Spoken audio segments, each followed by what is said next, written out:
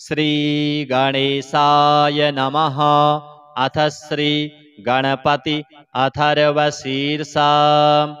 हरिः ॐ। नमस्ते गणपतये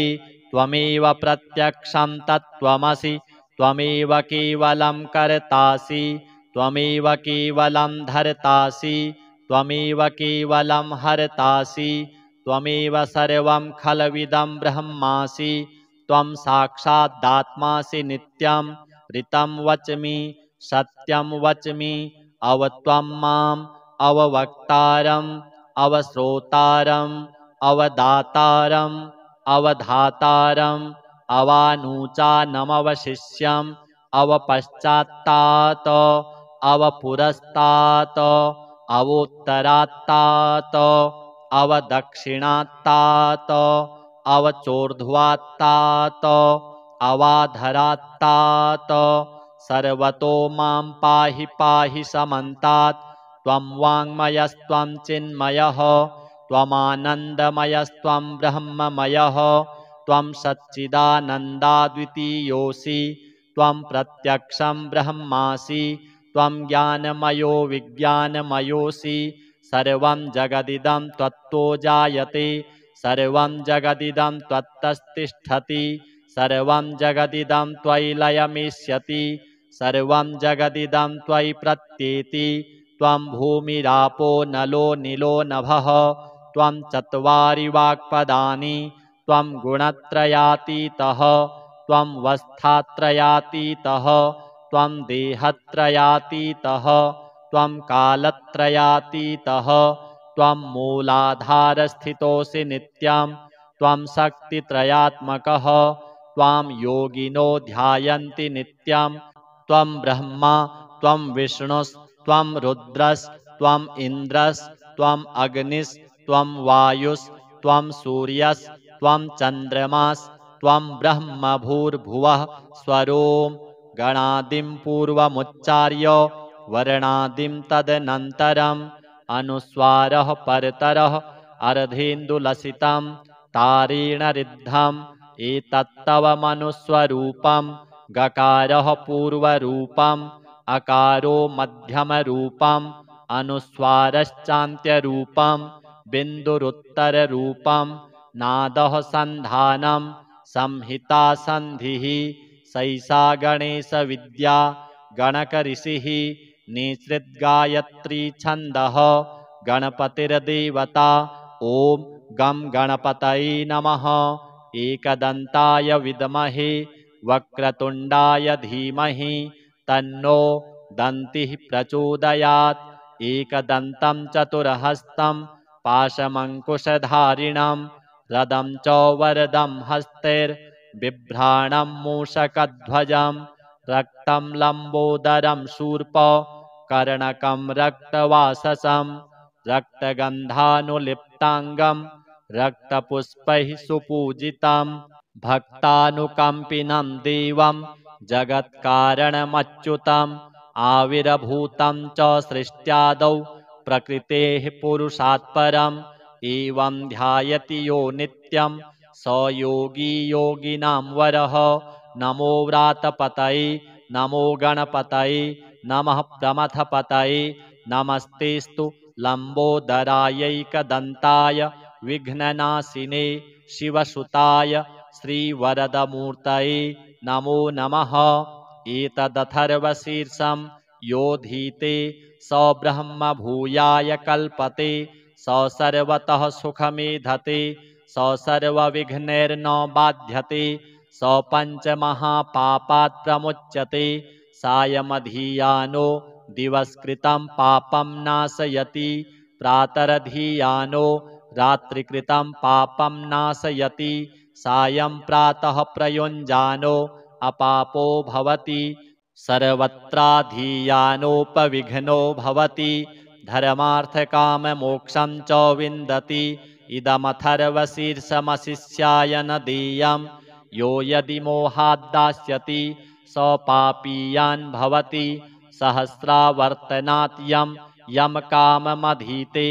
तं तमनेन साधयेत् अनेन गणपतिमभिषिञ्चति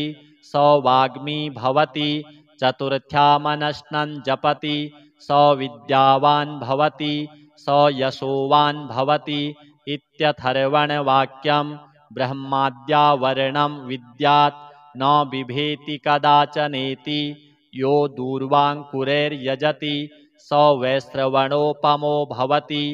यो लाजैर्यजति स यशोवान् भवति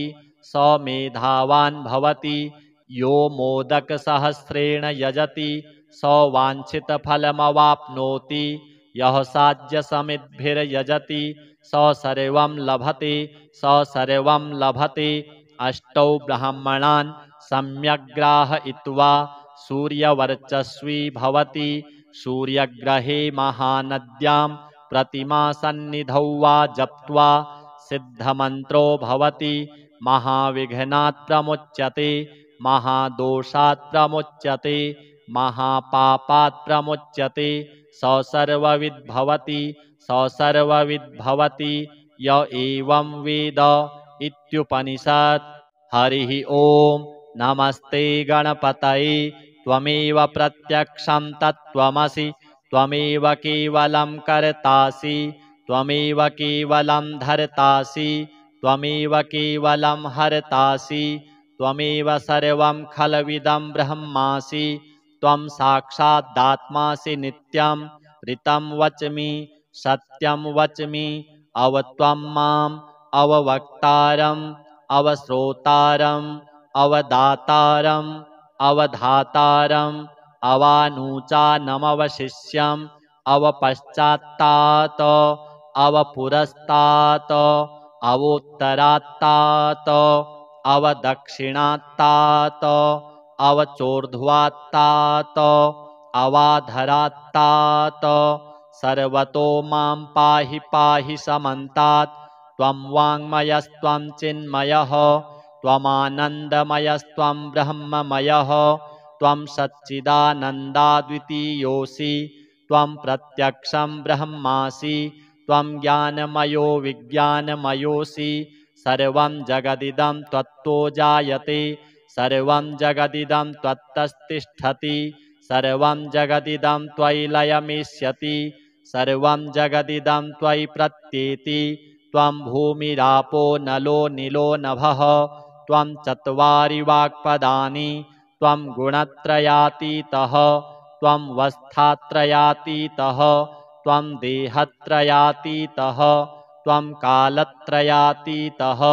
त्वं मूलाधारस्थितोऽसि नित्यं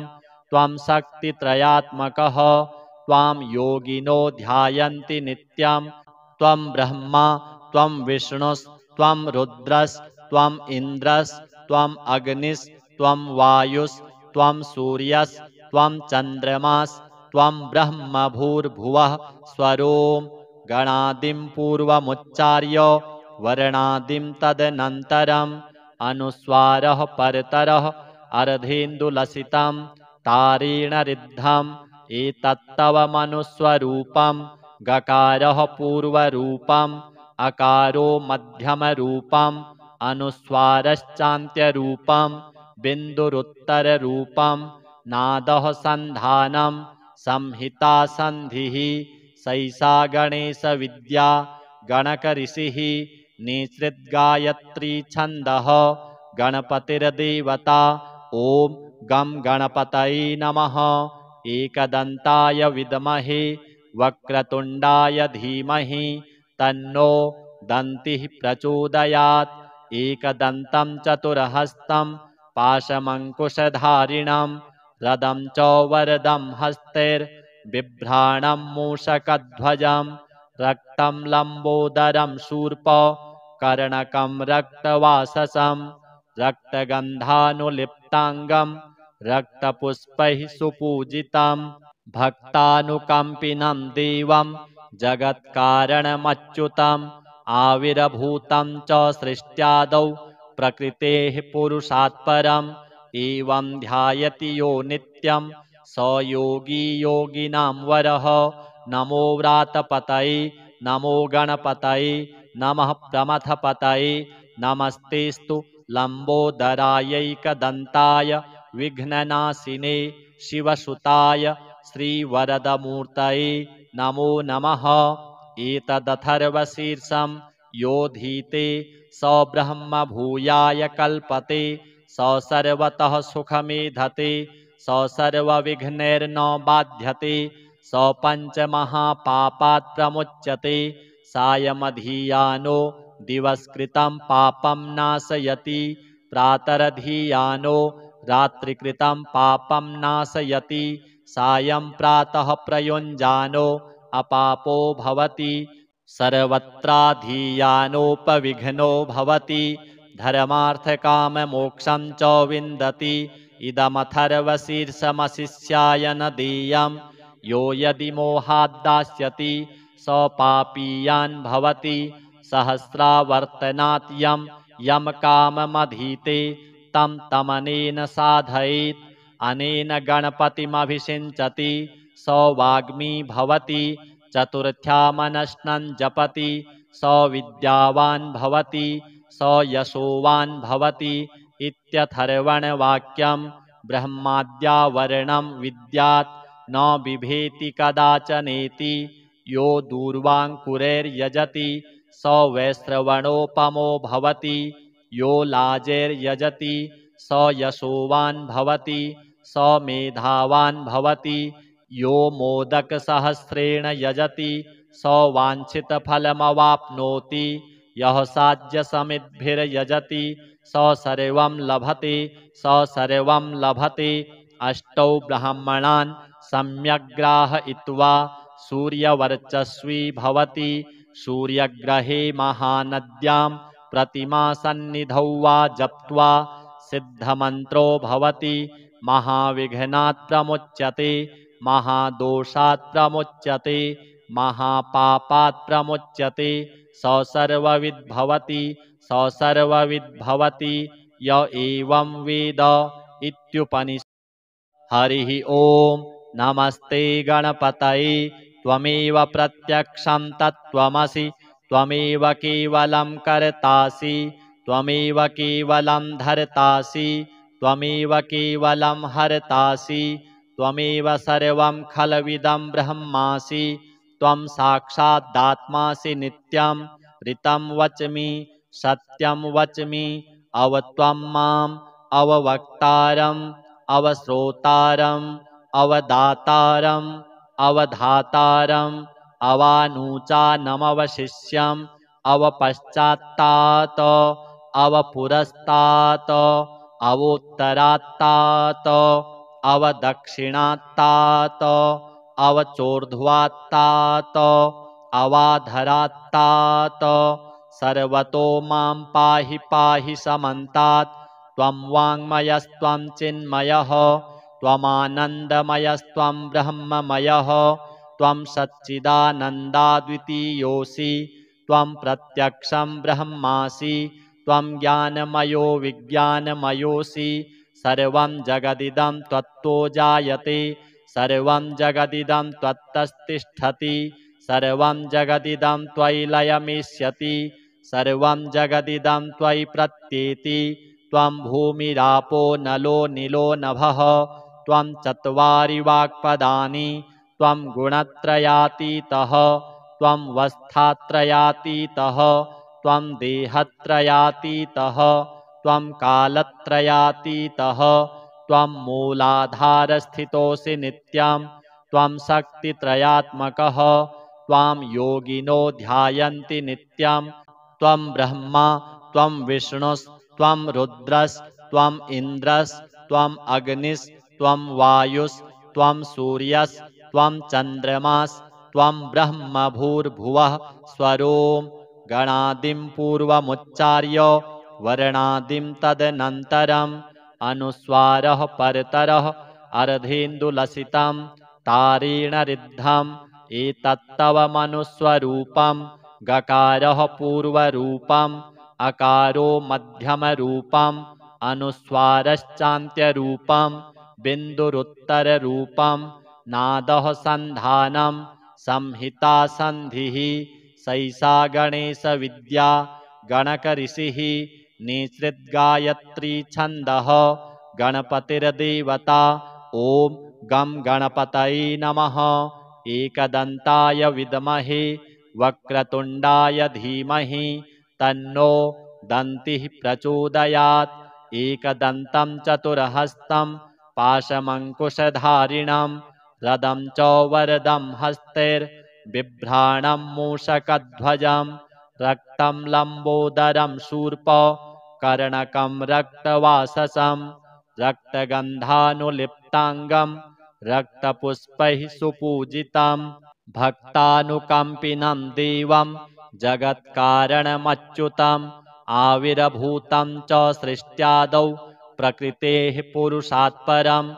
एवं ध्यायति यो नित्यं स योगी योगिनां वरः। नमो व्रातपतये नमो गणपतये नमः प्रमथपतये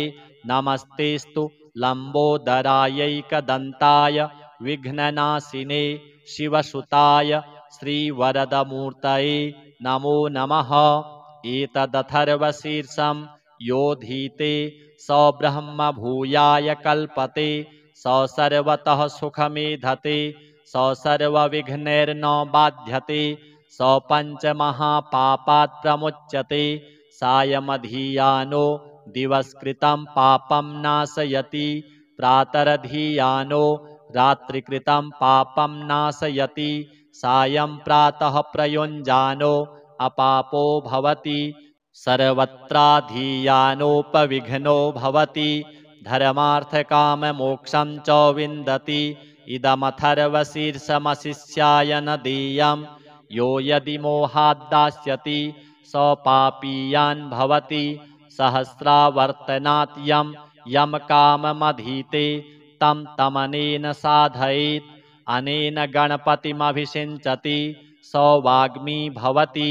चतुर्थ्यामनश्नं जपति स विद्यावान् भवति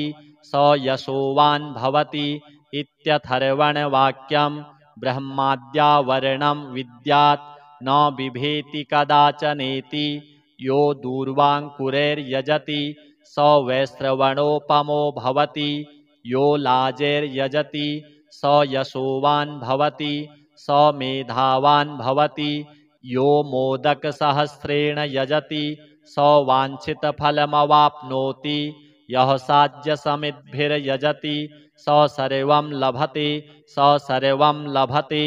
अष्टौ ब्राह्मणान् सम्यग्राहयित्वा सूर्यवर्चस्वी भवति सूर्यग्रहे महानद्यां प्रतिमासन्निधौ वा जप्त्वा सिद्धमन्त्रो भवति महाविघ्नात् प्रमुच्यते महादोषात् प्रमुच्यते महापापात् प्रमुच्यते स सर्वविद्भवति स सर्वविद्भवति य एवं वेद इत्युपनिषत्। हरिः ओम नमस्ते गणपतये त्वमेव प्रत्यक्षं तत्त्वमसि त्वमेव केवलं कर्तासि त्वमेव केवलं धर्तासि त्वमेव केवलं हर्तासि त्वमेव सर्वं खलविदं ब्रह्मासि त्वं साक्षादात्मासि नित्यं ऋतं वच्मि सत्यं वच्मि अवत्वं माम् अववक्तारम् अवश्रोतारम् अवदातारम् अवधातारम् अवानूचानमवशिष्यम् अवपश्चात्तात् अवपुरस्तात् अवोत्तरात्तात् अवदक्षिणात्तात् अवचोर्ध्वात्तात् अवाधरात्तात् सर्वतो मां पाहि पाहि समन्तात् त्वं वाङ्मयस्त्वं चिन्मयः त्वमानन्दमयस्त्वं ब्रह्ममयः त्वं सच्चिदानन्दाद्वितीयोऽसि त्वं प्रत्यक्षं ब्रह्मासि त्वं ज्ञानमयो विज्ञानमयोऽसि सर्वं जगदिदं त्वत्तो जायते सर्वं जगदिदं त्वत्तस्तिष्ठति सर्वं जगदिदं त्वयि लयमिष्यति सर्वं जगदिदं त्वयि प्रत्येति त्वं भूमिरापो नलो नीलो नभः त्वं चत्वारि वाक्पदानि त्वं गुणत्रयातीतः त्वं वस्थात्रयातीतः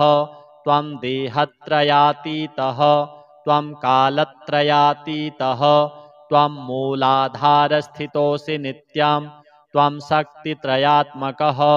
त्वां योगिनो ध्यायन्ति नित्यं त्वं ब्रह्मा त्वं विष्णुस्त्वं रुद्रस्त्वम् इन्द्रस्त्वम् अग्निस्त्वं वायुस्त्वं सूर्यस्त्वं चन्द्रमास्त्वं ब्रह्म भूर्भुवः स्वरों गणादिं पूर्वमुच्चार्य वर्णादिं तदनन्तरम् अनुस्वारः परतरः अर्धेन्दुलसितं तारेण रिद्धम् एतत्तवमनुस्वरूपं गकारः पूर्वरूपम् अकारो मध्यमरूपम् अनुस्वारश्चान्त्यरूपम् बिन्दुरुत्तररूपम् नादः सन्धानं संहिता सन्धिः सैषा गणेशविद्या गणकऋषिः निसृद्गायत्री छन्दः गणपतिर्देवता ॐ गं गणपतये नमः एकदन्ताय विद्महे वक्रतुण्डाय धीमहि तन्नो दन्तिः प्रचोदयात् एकदन्तं चतुर्हस्तं पाशमङ्कुशधारिणं रदं च वरदं हस्तैर्बिभ्राणं मूषकध्वजं रक्तं लम्बोदरं शूर्प कर्णकं रक्तवाससं रक्तगन्धानुलिप्ताङ्गं रक्तपुष्पैः सुपूजितं भक्तानुकम्पिनं देवं जगत्कारणमच्युतम् आविर्भूतं च सृष्ट्यादौ प्रकृतेः पुरुषात् परम् एवं ध्यायति यो नित्यं स योगी योगिनां वरः नमो व्रातपतये नमो गणपतये नमः प्रमथपतये नमस्तेस्तु लम्बोदरायैकदन्ताय विघ्ननाशिने शिवसुताय श्रीवरदमूर्तये नमो नमः एतदथर्वशीर्षं योधीते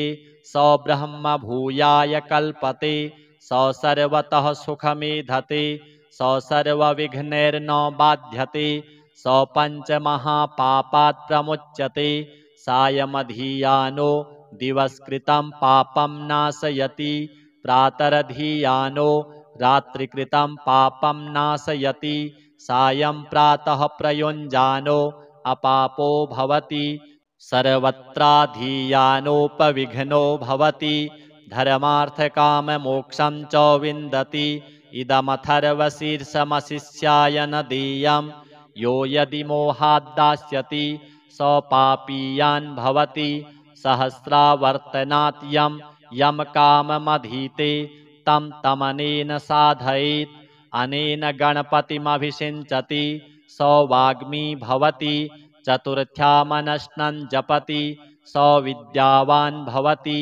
स यशोवान् भवति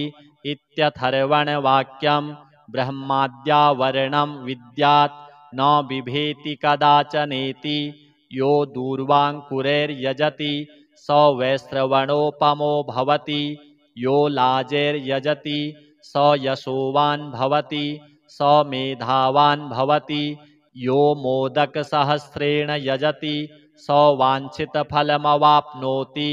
यः साध्यसमिद्भिर्यजति स सर्वं लभते स सर्वं लभते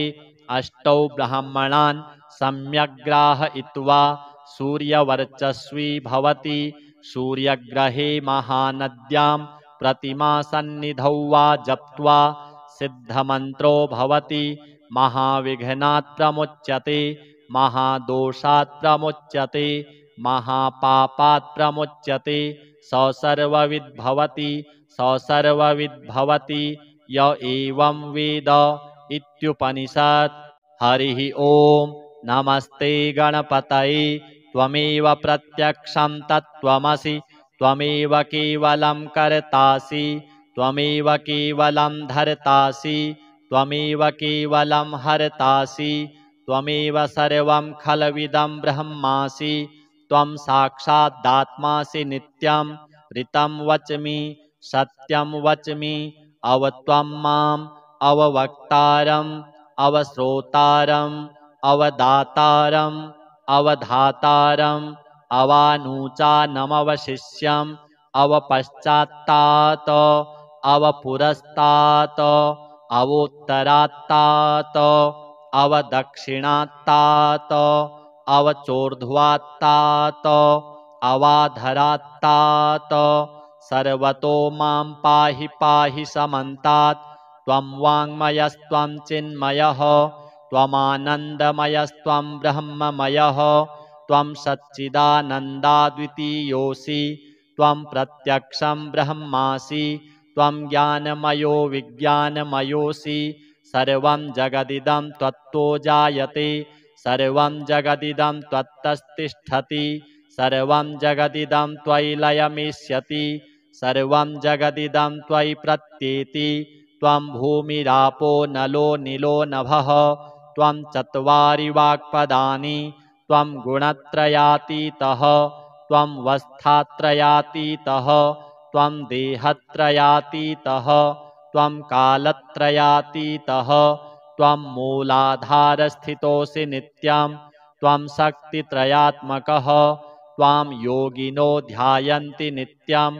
त्वं ब्रह्मा त्वं विष्णुस्त्वं रुद्रस्त्वम् इन्द्रस्त्वम् अग्निस्त्वं वायुस्त्वं सूर्यस्त्वं चन्द्रमास्त्वं ब्रह्म भूर्भुवः स्वरों गणादिं पूर्वमुच्चार्य वर्णादिं तदनन्तरम् अनुस्वारः परतरः अर्धेन्दुलसितं तारेण रिद्धम् एतत्तव मनुस्वरूपं गकारः पूर्वरूपम् अकारो मध्यमरूपम् अनुस्वारश्चान्त्यरूपम् बिन्दुरुत्तररूपम् नादः सन्धानं संहिता सन्धिः सैषा गणेशविद्या गणकऋषिः निसृद्गायत्री छन्दः गणपतिर्देवता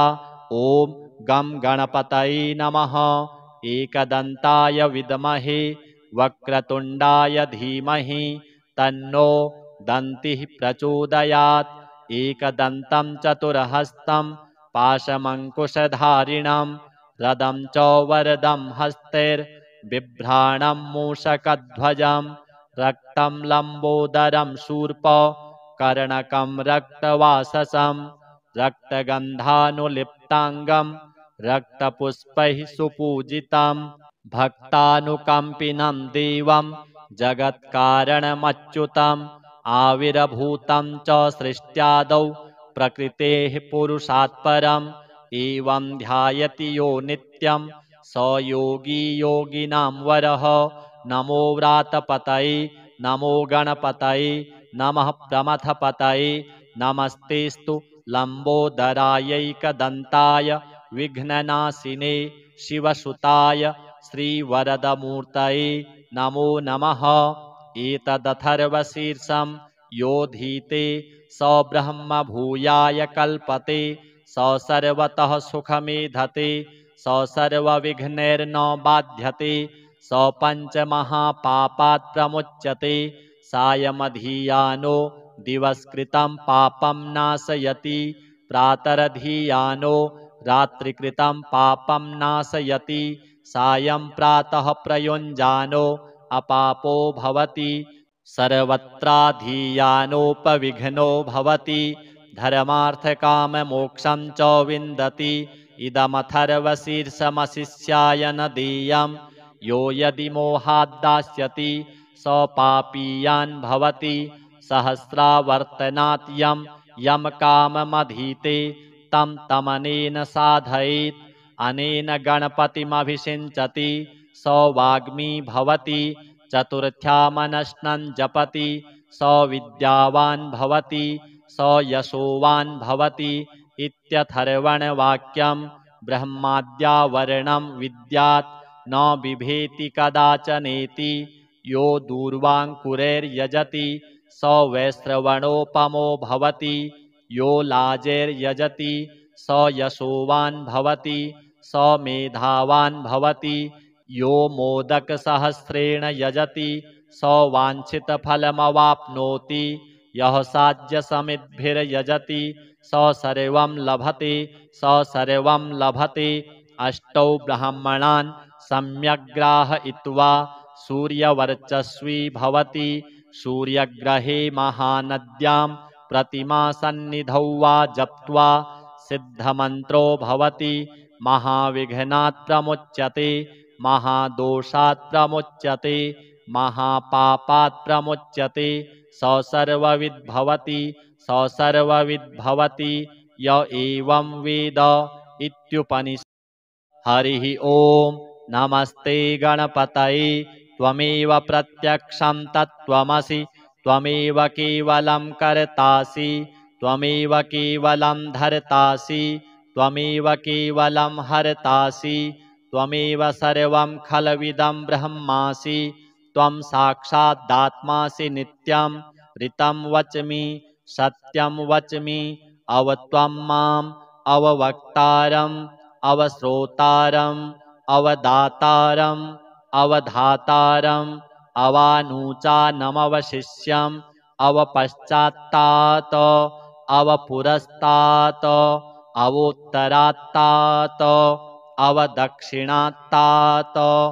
अवचोर्ध्वात्तात् अवाधरात्तात् सर्वतो मां पाहि पाहि समन्तात् त्वं वाङ्मयस्त्वं चिन्मयः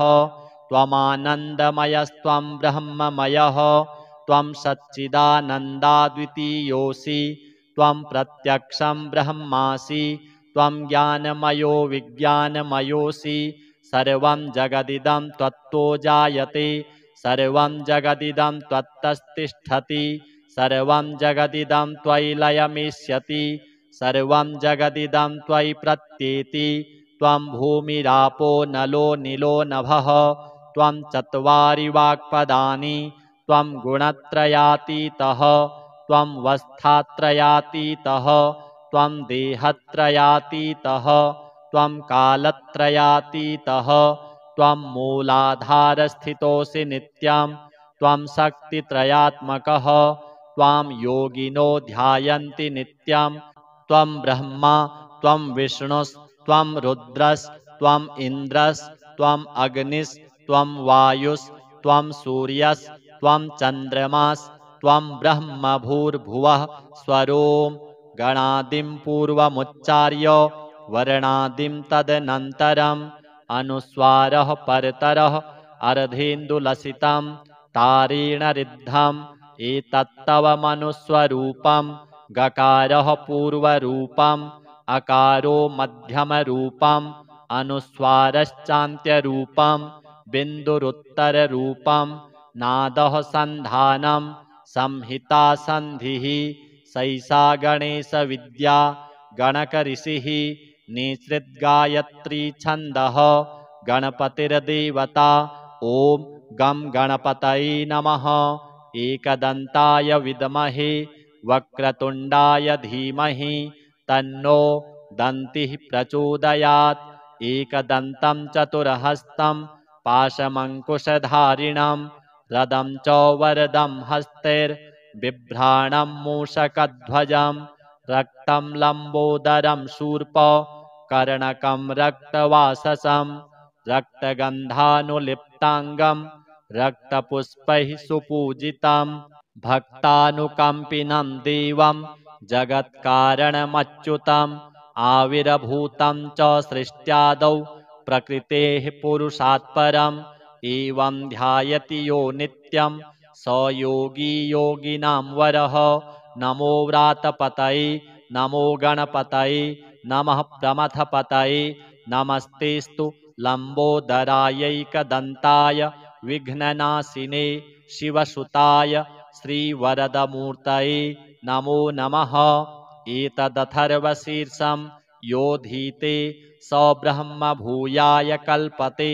स सर्वतः सुखमेधते स सर्वविघ्नैर्न बाध्यते स पञ्चमहापापात् प्रमुच्यते सायमधीयानो दिवस्कृतं पापं नाशयति प्रातरधीयानो रात्रिकृतं पापं नाशयति सायं प्रातः प्रयुञ्जानो अपापो भवति सर्वत्राधीयानोपविघ्नो भवति धर्मार्थकाममोक्षं च विन्दति इदमथर्वशीर्षमशिष्याय न देयं यो यदि मोहाद्दास्यति स पापीयान् भवति स सहस्रावर्तनात् यम काममधीते तं तमनेन साधयेत् अनेन गणपतिमभिषिञ्चति स वाग्मी भवति चतुर्थ्यामनश्नं जपति स विद्यावान् भवति स यशोवान् भवति इत्यथर्वणवाक्यं ब्रह्माद्यावरणं विद्यात् न बिभेति कदाचनेति यो दूर्वाङ्कुरैर्यजति स वैश्रवणोपमो भवति यो लाजैर्यजति स यशोवान् भवति स मेधावान् भवति यो मोदकसहस्रेण यजति स वाञ्छितफलमवाप्नोति यः साज्यसमिद्भिर्यजति स सर्वं लभते स सर्वं लभते अष्टौ ब्राह्मणान् सम्यग्राहयित्वा सूर्यवर्चस्वी भवति सूर्यग्रहे महानद्यां प्रतिमासन्निधौ वा जप्त्वा सिद्धमन्त्रो भवति महाविघ्नात् प्रमुच्यते महादोषात् प्रमुच्यते महापापात् प्रमुच्यते स सर्वविद् भवति स सर्वविद् भवति य एवं वेद इत्युपनिषत्। हरिः ओम नमस्ते गणपतये त्वमेव प्रत्यक्षं तत्त्वमसि त्वमेव केवलं कर्तासि त्वमेव केवलं धर्तासि त्वमेव केवलं हर्तासि त्वमेव सर्वं खलविदं ब्रह्मासि त्वं साक्षादात्मासि नित्यं ऋतं वच्मि सत्यं वच्मि अवत्वं माम् अववक्तारम् अवश्रोतारम् अवदातारम् अवधातारम् अवानूचानमवशिष्यम् अवपश्चात्तात् अवपुरस्तात् अवोत्तरात्तात् अवदक्षिणात्तात् अवचोर्ध्वात्तात् अवाधरात्तात् सर्वतो मां पाहि पाहि समन्तात् त्वं वाङ्मयस्त्वं चिन्मयः त्वमानन्दमयस्त्वं ब्रह्ममयः त्वं सच्चिदानन्दाद्वितीयोऽसि त्वं प्रत्यक्षं ब्रह्मासि त्वं ज्ञानमयो विज्ञानमयोऽसि सर्वं जगदिदं त्वत्तो जायते सर्वं जगदिदं त्वत्तस्तिष्ठति सर्वं जगदिदं त्वयि लयमिष्यति सर्वं जगदिदं त्वयि प्रत्येति त्वं भूमिरापो नलो नीलो नभः त्वं चत्वारि वाक्पदानि त्वं गुणत्रयातीतः त्वं वस्थात्रयातीतः त्वं देहत्रयातीतः त्वं कालत्रयातीतः त्वं मूलाधारस्थितोऽसि नित्यं त्वं शक्तित्रयात्मकः त्वां योगिनो ध्यायन्ति नित्यं त्वं ब्रह्मा त्वं विष्णुस्त्वं रुद्रस्त्वं इन्द्रस्त्वं अग्निस्त्वं वायुस्त्वं सूर्यस्त्वं चन्द्रमास्त्वं ब्रह्म भूर्भुवः स्वरों गणादिं पूर्वमुच्चार्य वर्णादिं तदनन्तरम् अनुस्वारः परतरः अर्धेन्दुलसितं तारेण रिद्धम् एतत्तव मनुस्वरूपं गकारः पूर्वरूपम् अकारो मध्यमरूपम् अनुस्वारश्चान्त्यरूपम् बिन्दुरुत्तररूपम् नादः सन्धानं संहिता सन्धिः सैषा गणेशविद्या गणकऋषिः निसृद्गायत्री छन्दः गणपतिर्देवता ॐ गं गणपतये नमः एकदन्ताय विद्महे वक्रतुण्डाय धीमहि तन्नो दन्तिः प्रचोदयात् एकदन्तं चतुर्हस्तं पाशमङ्कुशधारिणं रदं च वरदं हस्तैर्बिभ्राणं मूषकध्वजं रक्तं लम्बोदरं शूर्प कर्णकं रक्तवाससं रक्तगन्धानुलिप्ताङ्गं रक्तपुष्पैः सुपूजितं भक्तानुकम्पिनं देवं जगत्कारणमच्युतम् आविर्भूतं च सृष्ट्यादौ प्रकृतेः पुरुषात् परम् एवं ध्यायति यो नित्यं स योगी योगिनां वरः नमो व्रातपतये नमो गणपतये नमः प्रमथपतये नमस्तेस्तु लम्बोदरायैकदन्ताय विघ्ननाशिने शिवसुताय श्रीवरदमूर्तये नमो नमः। एतदथर्वशीर्षं योधीते स ब्रह्म भूयाय कल्पते स सर्वतः सुखमेधते स सर्वविघ्नैर्न बाध्यते स पञ्चमहापापात् प्रमुच्यते सायमधीयानो दिवस्कृतं पापं नाशयति प्रातरधीयानो रात्रिकृतं पापं नाशयति सायं प्रातः प्रयुञ्जानो अपापो भवति सर्वत्राधीयानोपविघ्नो भवति धर्मार्थकाममोक्षं च विन्दति इदमथर्वशीर्षमशिष्याय न देयं यो यदि मोहाद्दास्यति स पापीयान् भवति सहस्रावर्तनात् यं काममधीते तं तमनेन साधयेत् अनेन गणपतिमभिषिञ्चति स वाग्मी भवति चतुर्थ्यामनश्नं जपति स विद्यावान् भवति स यशोवान् भवति इत्यथर्वणवाक्यं ब्रह्माद्यावरणं विद्यात् न बिभेति कदाचनेति यो दूर्वाङ्कुरैर्यजति स वैश्रवणोपमो भवति यो लाजैर्यजति स यशोवान् भवति स मेधावान् भवति यो मोदकसहस्रेण यजति स वाञ्छितफलमवाप्नोति यः साध्यसमिद्भिर्यजति स सर्वं लभते स सर्वं लभते। अष्टौ ब्राह्मणान् सम्यग्राहयित्वा सूर्यवर्चस्वी भवति सूर्यग्रहे महानद्यां प्रतिमासन्निधौ वा जप्त्वा सिद्धमन्त्रो भवति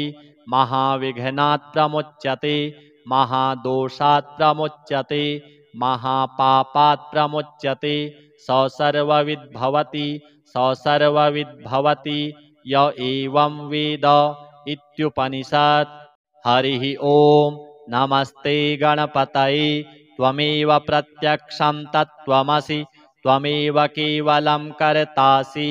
त्वमेव केवलं धर्तासि त्वमेव केवलं हर्तासि त्वमेव सर्वं खलविदं ब्रह्मासि त्वं साक्षादात्मासि नित्यं ऋतं वच्मि सत्यं वच्मि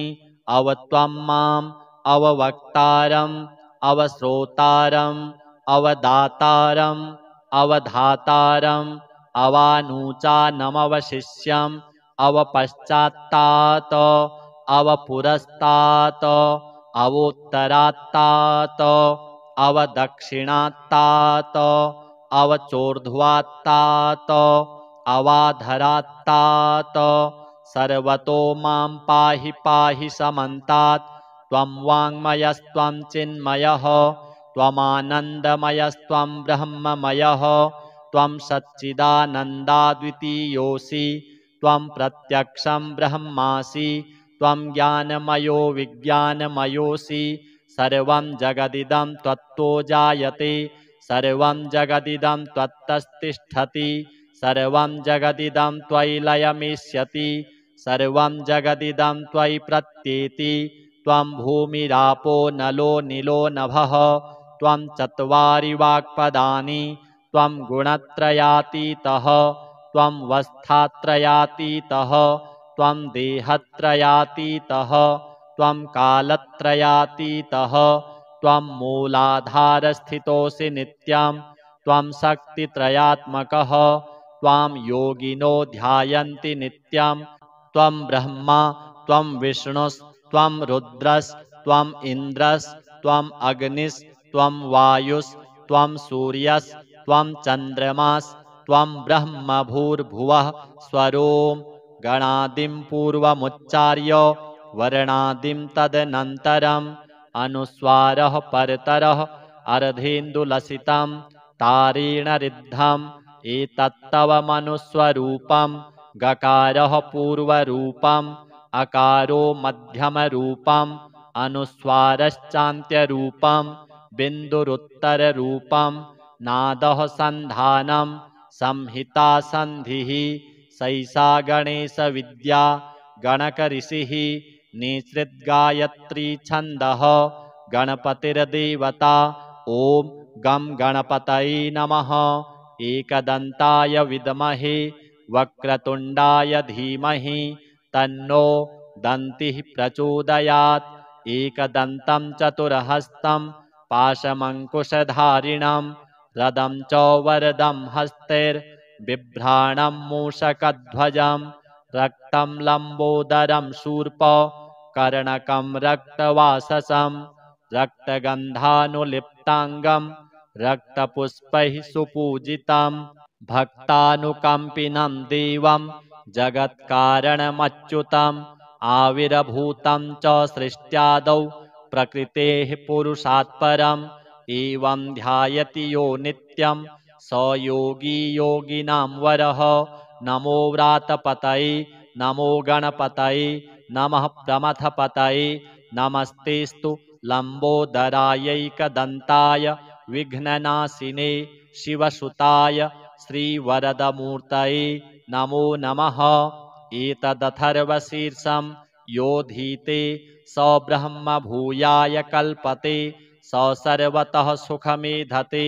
स सर्वविघ्नैर्न बाध्यते स पञ्चमहापापात् प्रमुच्यते सायमधीयानो दिवसकृतं पापं नाशयति प्रातरधीयानो रात्रिकृतं पापं नाशयति सायं प्रातः प्रयुञ्जानो अपापो भवति सर्वत्राधीयानोपविघ्नो भवति धर्मार्थकाममोक्षं च विन्दति। इदमथर्वशीर्षमशिष्याय न देयं यो यदि मोहाद्दास्यति स पापीयान् भवति सहस्रावर्तनात् यं काममधीते तं तमनेन साधयेत् अनेन गणपतिमभिषिञ्चति स वाग्मी भवति चतुर्थ्यामनश्नं जपति स विद्यावान् भवति स यशोवान् भवति इत्यथर्वणवाक्यं ब्रह्माद्यावरणं विद्यात् न बिभेति कदाचनेति यो दूर्वाङ्कुरैर्यजति स वैश्रवणोपमो भवति यो लाजैर्यजति स यशोवान् भवति स मेधावान् भवति यो मोदकसहस्रेण यजति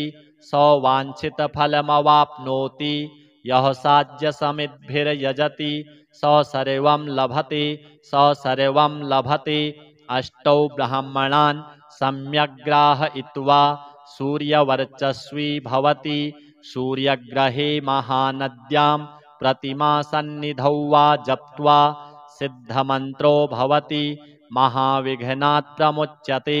महादोषात् प्रमुच्यते महापापात् प्रमुच्यते स सर्वविद्भवति स सर्वविद्भवति य एवं वेद इत्युपनिषत्। हरिः ॐ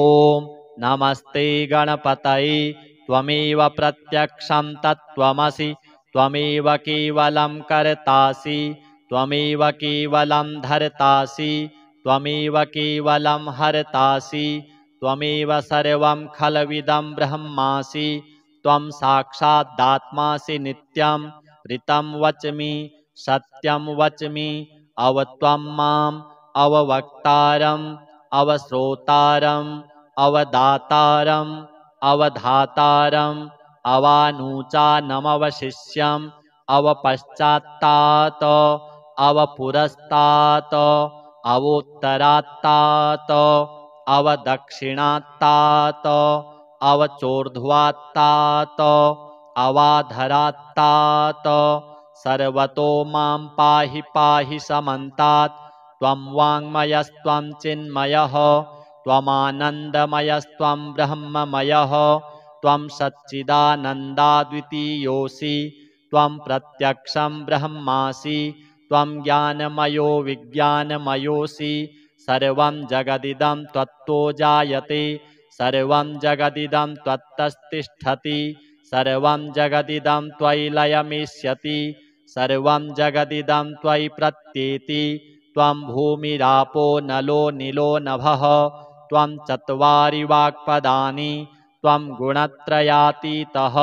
त्वं वस्थात्रयातीतः त्वं देहत्रयातीतः त्वं कालत्रयातीतः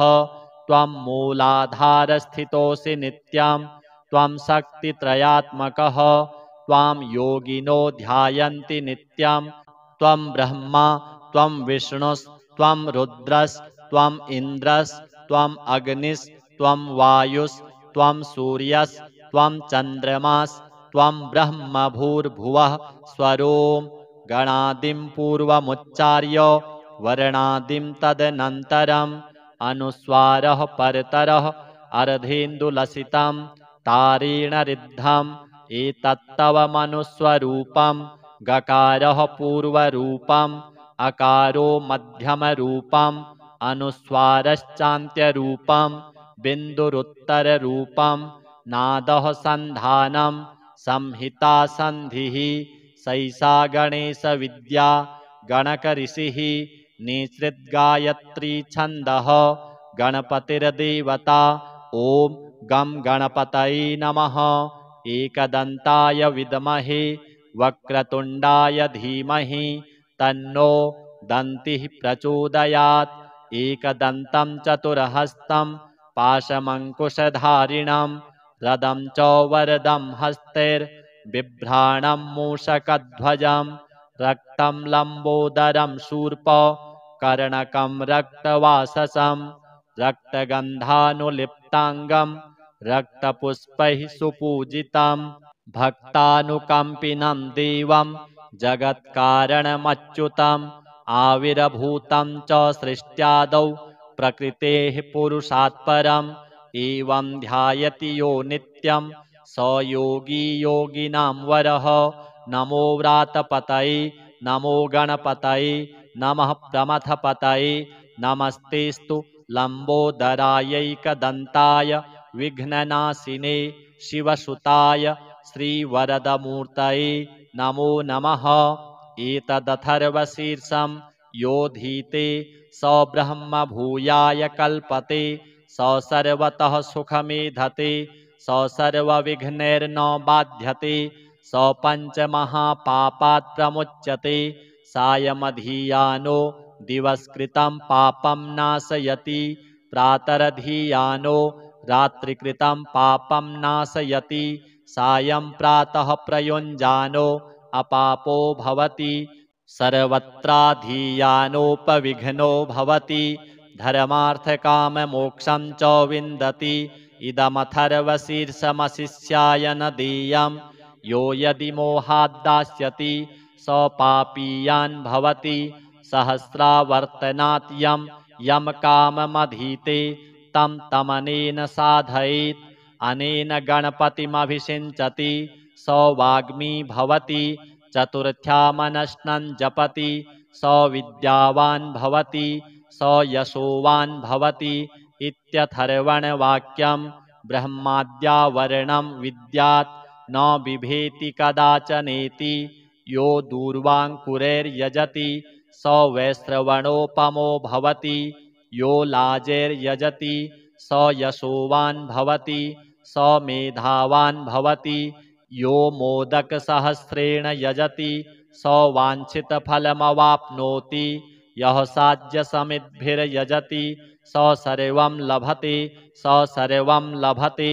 अष्टौ ब्राह्मणान् सम्यग्राहयित्वा सूर्यवर्चस्वी भवति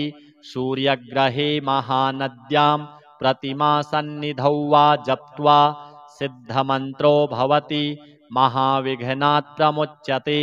महादोषात् प्रमुच्यते महापापात् प्रमुच्यते स सर्वविद्भवति स सर्वविद्भवति य एवं वेद इत्युपनिषत्। हरिः ओम नमस्ते गणपतये त्वमेव प्रत्यक्षं तत्त्वमसि त्वमेव केवलं कर्तासि त्वमेव केवलं धर्तासि त्वमेव केवलं हर्तासि त्वमेव सर्वं खलविदं ब्रह्मासि त्वं साक्षादात्मासि नित्यं ऋतं वच्मि सत्यं वच्मि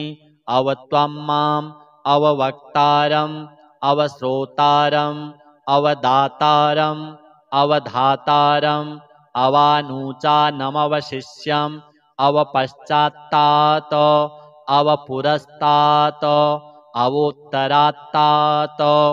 अवदक्षिणात्तात् अवचोर्ध्वात्तात् अवाधरात्तात् सर्वतो मां पाहि पाहि समन्तात् त्वं वाङ्मयस्त्वं चिन्मयः त्वमानन्दमयस्त्वं ब्रह्ममयः त्वं सच्चिदानन्दाद्वितीयोऽसि त्वं प्रत्यक्षं ब्रह्मासि त्वं ज्ञानमयो विज्ञानमयोऽसि सर्वं जगदिदं त्वत्तो जायते सर्वं जगदिदं त्वत्तस्तिष्ठति सर्वं जगदिदं त्वयि लयमिष्यति सर्वं जगदिदं त्वयि प्रत्येति त्वं भूमिरापो नलो निलो नभः त्वं चत्वारि वाक्पदानि त्वं गुणत्रयातीतः त्वं वस्थात्रयातीतः त्वं देहत्रयातीतः त्वं कालत्रयातीतः त्वं मूलाधारस्थितोऽसि नित्यं त्वं शक्तित्रयात्मकः त्वां योगिनो ध्यायन्ति नित्यं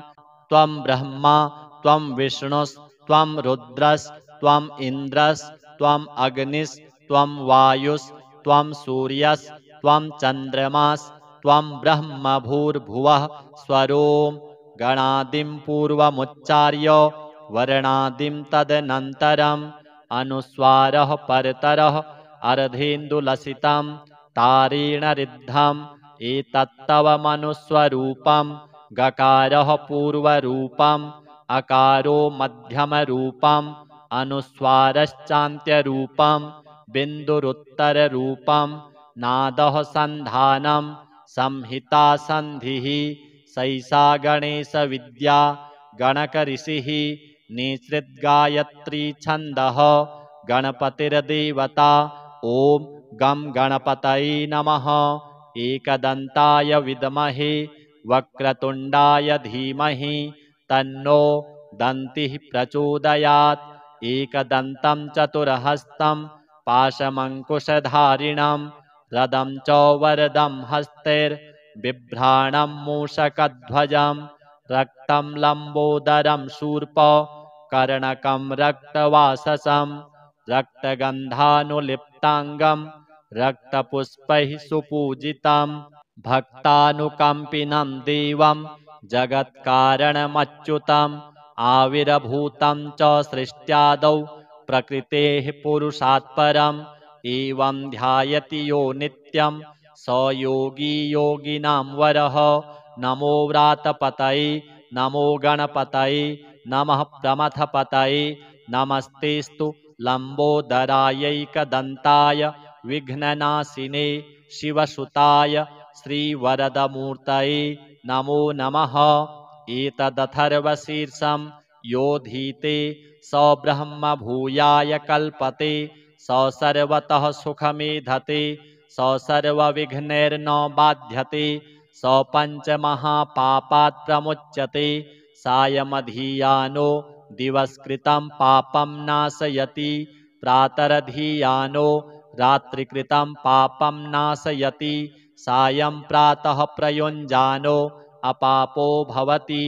सर्वत्राधीयानोपविघ्नो भवति धर्मार्थकाममोक्षं च विन्दति इदमथर्वशीर्षमशिष्याय न देयं यो यदि मोहाद्दास्यति स पापीयान् भवति सहस्रावर्तनात् यं काममधीते तं तमनेन साधयेत् अनेन गणपतिमभिषिञ्चति स वाग्मी भवति चतुर्थ्यामनश्नं जपति स विद्यावान् भवति स यशोवान् भवति इत्यथर्वणवाक्यं ब्रह्माद्यावर्णं विद्यात् न बिभेति कदाचनेति यो दूर्वाङ्कुरैर्यजति स वैश्रवणोपमो भवति यो लाजैर्यजति स यशोवान् भवति स मेधावान् भवति यो मोदकसहस्रेण यजति स वाञ्छितफलमवाप्नोति यः साज्यसमिद्भिर्यजति स सर्वं लभते स सर्वं लभते। अष्टौ ब्राह्मणान् सम्यग्राहयित्वा सूर्यवर्चस्वी भवति। सूर्यग्रहे महानद्यां प्रतिमासन्निधौ वा जप्त्वा सिद्धमन्त्रो भवति। महाविघ्नात् प्रमुच्यते महादोषात् प्रमुच्यते महापापात् प्रमुच्यते। स सर्वविद् भवति स सर्वविद् भवति य एवं वेद इत्युपनिषत्। हरिः ओम् नमस्ते गणपतये त्वमेव प्रत्यक्षं तत्त्वमसि त्वमेव केवलं कर्तासि त्वमेव केवलं धर्तासि त्वमेव केवलं हर्तासि त्वमेव सर्वं खलविदं ब्रह्मासि। त्वं साक्षादात्मासि नित्यं ऋतं वच्मि सत्यं वच्मि अवत्वं माम् अववक्तारम् अवश्रोतारम् अवदातारम् अवधातारम् अवानुचानमवशिष्यम् अवपश्चात्तात् अवपुरस्तात् अवोत्तरात्तात् अवदक्षिणात्तात् अवचोर्ध्वात्तात् अवाधरात्तात्। सर्वतो मां पाहि पाहि समन्तात्। त्वं वाङ्मयस्त्वं चिन्मयः त्वमानन्दमयस्त्वं ब्रह्ममयः त्वं सच्चिदानन्दाद्वितीयोऽसि त्वं प्रत्यक्षं ब्रह्मासि त्वं ज्ञानमयो विज्ञानमयोऽसि। सर्वं जगदिदं त्वत्तो जायते सर्वं जगदिदं त्वत्तस्तिष्ठति सर्वं जगदिदं त्वयि लयमिष्यति सर्वं जगदिदं त्वयि प्रत्येति। त्वं भूमिरापो नलो नीलो नभः त्वं चत्वारि वाक्पदानि त्वं गुणत्रयातीतः त्वं वस्थात्रयातीतः त्वं देहत्रयातीतः त्वं कालत्रयातीतः त्वं मूलाधारस्थितोऽसि नित्यं त्वं शक्तित्रयात्मकः त्वां योगिनो ध्यायन्ति नित्यं। त्वं ब्रह्मा त्वं विष्णुस्त्वं रुद्रस्त्वम् इन्द्रस्त्वम् अग्निस्त्वं वायुस्त्वं सूर्यस्त्वं चन्द्रमास्त्वं ब्रह्म भूर्भुवः स्वरों गणादिं पूर्वमुच्चार्य वर्णादिं तदनन्तरम् अनुस्वारः परतरः अर्धेन्दुलसितं तारेण ऋद्धम् एतत्तव मनुस्वरूपं। गकारः पूर्वरूपम् अकारो मध्यमरूपम् अनुस्वारश्चान्त्यरूपम् बिन्दुरुत्तररूपम्। नादः सन्धानं संहिता सन्धिः सैषा गणेशविद्या गणकऋषिः। निसृद्गायत्री छन्दः गणपतिर्देवता। ॐ गं गणपतये नमः।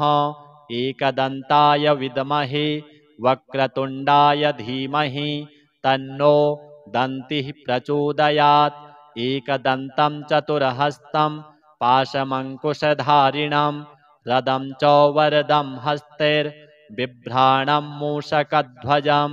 रक्तं लम्बोदरं शूर्पकर्णकं रक्तवाससं रक्तगन्धानुलिप्ताङ्गं रक्तपुष्पैः सुपूजितं। भक्तानुकम्पिनं देवं जगत्कारणमच्युतम् आविर्भूतं च सृष्ट्यादौ प्रकृतेः पुरुषात् परम्। एवं ध्यायति यो नित्यं स योगी योगिनां वरः। नमो व्रातपतये नमो गणपतये नमः प्रमथपतये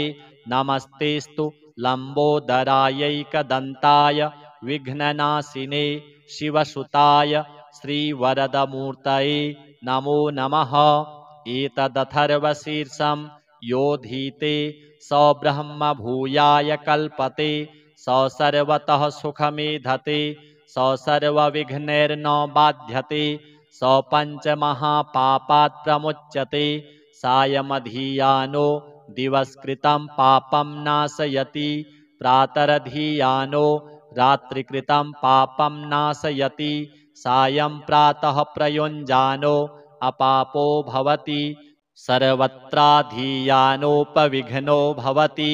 धर्मार्थकाममोक्षं च विन्दति इदमथर्वशीर्षमशिष्याय न देयं यो यदि मोहाद्दास्यति स पापीयान् भवति सहस्रावर्तनात् यं काममधीते तं तमनेन साधयेत् अनेन गणपतिमभिषिञ्चति स वाग्मी भवति चतुर्थ्यामनश्नं जपति